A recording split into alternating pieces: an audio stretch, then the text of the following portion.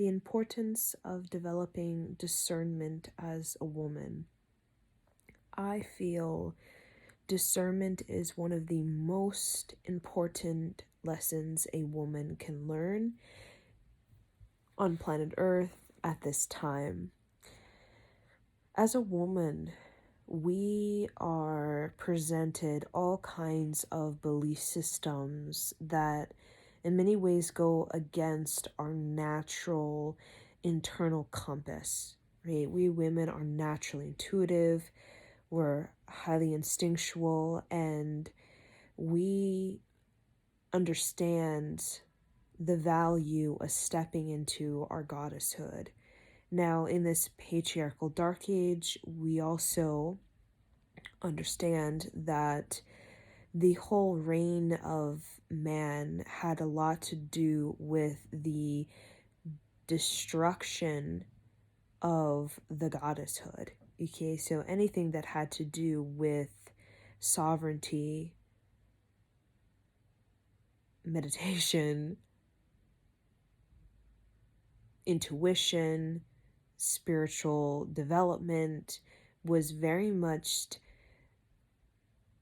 abolished in this patriarchal dark age. Or was, man basically disconnected from Mother Gaia and began to try to survive without that connection, right? And survival for man in this patriarchal dark age became quite brutal, right? Became quite competitive, aggressive, became quite full of anger and madness, and all because of the disconnection, right? A man's ego it cannot be successful just with the ego, right? We understand that there's all kinds of different versions of success, right, on this planet, and one of the highest success of a man is where his ego and soul are in collaboration, and that gives him integrity, and that gives him not just a legacy, but that gives him sort of teachings that can help future generations to further expand the creative renaissance that he is igniting through his divine will, through his prayer, and through his intelligence. So discernment can be very important because as women, we represent the higher incarnation. We represent the bridge from the lower incarnation with the negative karma, karmic debt, into the higher incarnation, which is about the Dharma. So the divine feminine, she represents the Dharma. And where there's Dharma, there's freedom, there's liberation, there's generational wealth, there's a creative renaissance, a spiritual renaissance. Okay, that really takes the mayhem of this man-made world and brings a purpose, okay, a sort of discipline, a sort of a path of healing, right? A path of, we call redemption, or path of resolution, or a path of learning one's lessons, right? So, there's all kinds of belief systems that the divine feminine is going to be presented with, that when we are in a low self-worth, low self-esteem state, especially as a woman, it's a lot more challenging for us as a woman than for a man, because we have so much of this healing energy, right, just naturally as the Ma frequency. And yet without that discernment, we can find ourselves easily taken advantage of. We can find ourselves abused. We can find ourselves in these codependencies. We can find ourselves giving our healing energy to connections, even places, people, places, and things that really drain us, right? Because that healing energy is power. And, a part of this patriarchal dark age was about, finding whatever little ounce of power you can find in a person, place, or thing, and using it to boost yourself up, right? And, the divine feminine, the goddess, is very powerful. It's a different kind of power than when we think of, God, glory, gold, right? The patriarchal dark age. This is a kind of power of spiritual development, spiritual growth.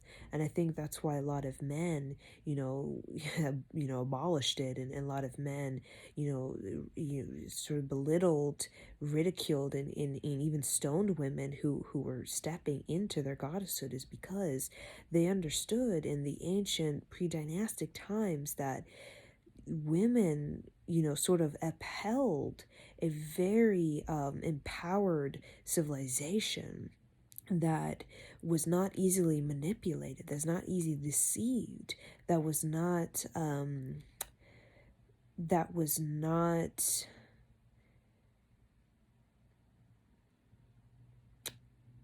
that was not stupefied, right?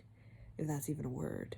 But, when we start to disconnect from the goddesshood and we start to disconnect from Mother Gaia, we start to lose our sovereignty, lose the clarity of our mind, our intuition, our instinct, and we start to kind of, stumble through the dark. And that's when we get very desperate, right? That's when we get very unruly, very competitive, very jealous of other people who have a little, have light, or who have a lantern to guide them, right? And, we very much, we are the bearers of light as women. And this is a teaching that, in the goddesshood all across this planet is helping women to reclaim, right? So that, but a part of that discernment is a major important lesson that I think all women go through, and sometimes it can be very painful, because, the sting of the man-made world in this patriarchal dark age can be quite rough, quite rough, and how much we've been belittled and ridiculed, and how much we've been shamed, right? And even now, to really express and embrace your goddesshood, it seems very revolutionary, when it shouldn't feel that like it's some kind of revolutionary act, like a rebellious thing to be in your goddesshood. But, the whole patriarchal dark age was set up for us to get out of that higher incarnation, to get us into a lower incarnation, so that, through not knowing our personal power, not, having a spiritual development or spiritual growth, that we, we you know we follow in what the man's made world, was about, which, has a lot to do with the the the the separation, right? And as long as, women are not in that goddesshood, working on the higher incarnation, really bound to low self-worth, low self-esteem, we really are in great separation on this planet. And we can, the patriarchal dark age, God, glory, gold, it seems quite glamorous, and quite, success and accomplishment, right? My territory, my gold, my religion. But, the real kind of civilization of this pre-dynastic, period, that I'm sure, a lot of elite groups that, white supremacy groups are aware of, there was a strong sense of goddesshood within the community of women at this time. That, the divine feminine, which is, again, it's not just a woman, it's also the divine feminine that a man is in connection with as well. And when you see these men, you know, these men who have a lot of separation that creates a lot of distortions, you can feel that their connection to the divine feminine is in total chaos, total disrespect, total mayhem. There's just complete all this karma, this trauma, this negativity, this poisoning, right? Poisons us. And, a lot of that patriarchal dark age was like poison, right? That we, all drinking the Kool-Aid type of thing. And I think, the divine feminine has a lot to do with the empowerment. And, I always wonder, why is that so revolutionary, right? I mean, Pleiades, that doesn't seem revolutionary. It's just everyday talk. But it's because of where we've been, in this man-made world, which is completely unnatural, right? Where we're disconnected from Mother Gaia. There's mass separation, and the desperation is just so destructive, right? We think desperation is survival, when survival is really about, you know, the raising of the consciousness, right? And the instincts and the intuition, and being able to listen and pay attention. And the divine feminine would basically kind of uphold this higher incarnation, this path of dharma, as a way to sort of keep people united, right? Keep people in the teachings of self and other, vibrating the cosmos together, really collaborating with each other for a creative renaissance.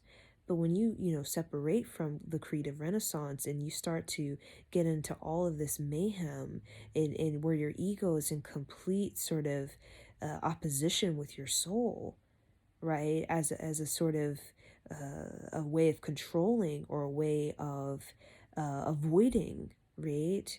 There's a lot of grief.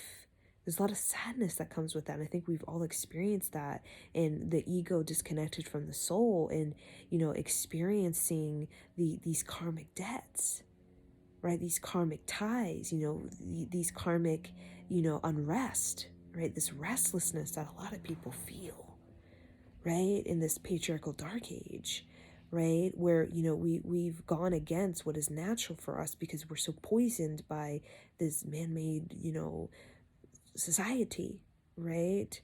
So, stepping the goddesshood, the discernment is absolutely important for us to work on, because this is a polarity world, and we're gonna be presented with quite glamorous, seductive, alluring, entrapping belief systems about who we are, what we're doing, and our creativity, right? We're gonna be presented with all kinds of tests and challengers, right? Those, that are been poisoned by this patriarchal dark age, and in this separation, mayhem, and is a way to kind of keep us away from our goddesshood.